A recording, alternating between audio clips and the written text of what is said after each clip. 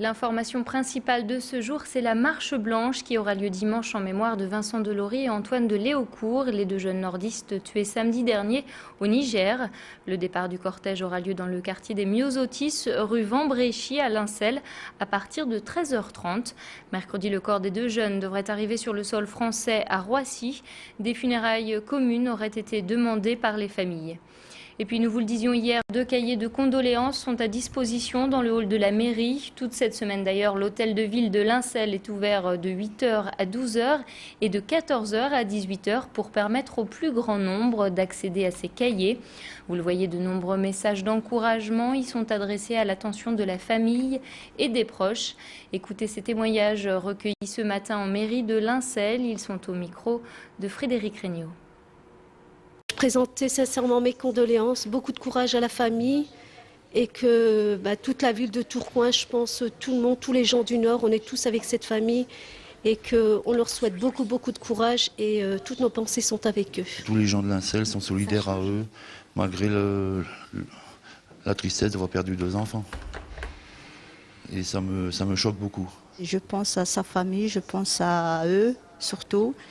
Et je demande personnellement au service de Niger qu'ils mettent la sécurité maximum pour les Français partout. Toujours au sujet de la mort de ces deux jeunes nordistes, 2 représentants d'Al-Qaïda Maghreb sont actuellement entendus à Niamey, la capitale du Niger. Au chapitre social maintenant à Camaïeu, le piquet de grève continue. Cet après-midi, une délégation socialiste est venue soutenir les salariés grévistes. Plusieurs élus ont apposé leur signature à la pétition qui circule actuellement. Car si le blocus de l'entrepôt de Roubaix a été levé suite à une décision de justice, les syndicats, eux, n'en démordent pas. Ils réclament toujours une hausse générale des salaires et l'embauche d'intérimaires. Le maire de Roubaix leur apporte son soutien. Écoutez-le, il est au micro de Baptiste Blic. Moi, ce que je demande, c'est moins d'intérim. Il faudra des intérims, mais moins d'intérim quand on voit que c'est toujours les mêmes d'année en année. Pourquoi, à ce moment-là, ne pas leur donner le droit au travail? Et la deuxième chose que je leur demande, c'est effectivement, dans des proportions qui sont quand même, qui relèvent de la négociation, mais de donner aux salariés une part de la richesse produite qui ne doit pas être partagée qu'au seul profit des actionnaires, quoi. Social toujours, les syndicalistes d'Aubaine Meubles haussent le ton. Une partie des salariés du magasin qui écoulent les retours de la Redoute a débrayé ce matin. Selon les syndicalistes, c'est un climat très tendu qui règne au sein de l'entreprise depuis le licenciement le 24 décembre dernier du chef de réseau. Des salariés auraient été contraints de témoigner devant des policiers au sujet d'éventuels trafics de marchandises. C'est ce que nous confirme ce représentant du personnel. D'après la direction, un défaut de procédure. Notre chef de réseau a été mis à pied conservatoire et un licenciement qui lui est tombé dessus le 24 décembre. Donc là-dessus, quelques jours plus tard, une de nos salariés a été convoquée à la direction devant l'huissier pour répondre à des questions préécrites par la direction. Et 2 autres de mes collègues ont été conduits à la sûreté Redoute et conduits directement au commissariat de Roubaix pour un interrogatoire. En bref, Francis Collet, un des guitaristes du groupe de rock nordiste Ashton, que vous voyez ici avec un bonnet, a été tué accidentellement dimanche après-midi. De retour d'un concert, il était au volant du fourgon du groupe quand il a reçu une balle dans la carotide. Une partie de chasse avait lieu dans les alentours. Une reconstitution du drame a eu lieu lundi après-midi en compagnie des 4 chasseurs présents lors du coup de feu. Le procureur de la République de Dijon a ouvert une information judiciaire pour homicide involontaire. Un peu de musique classique maintenant. L'Orchestre national de Lille fêtait lundi soir ses 35 ans au nouveau siècle.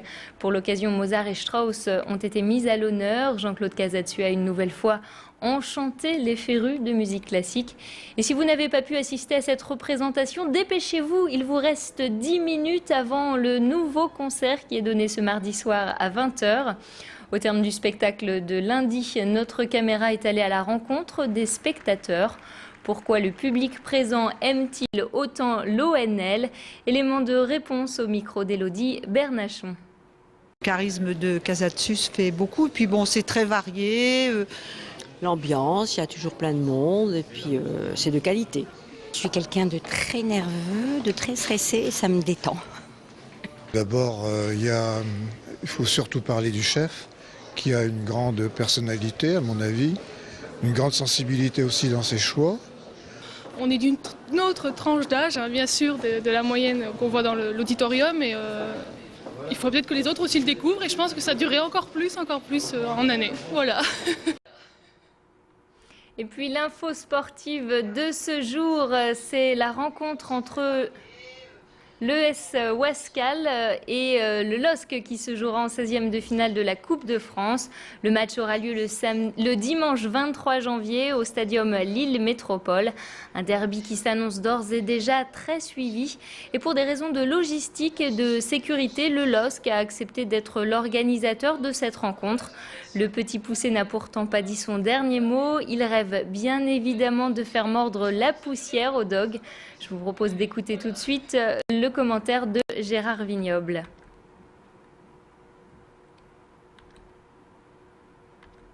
Moi, je voudrais que ça soit une fête, mais je peux prévenir dès à présent que nous ferons le même cheminement que pour Auxerre.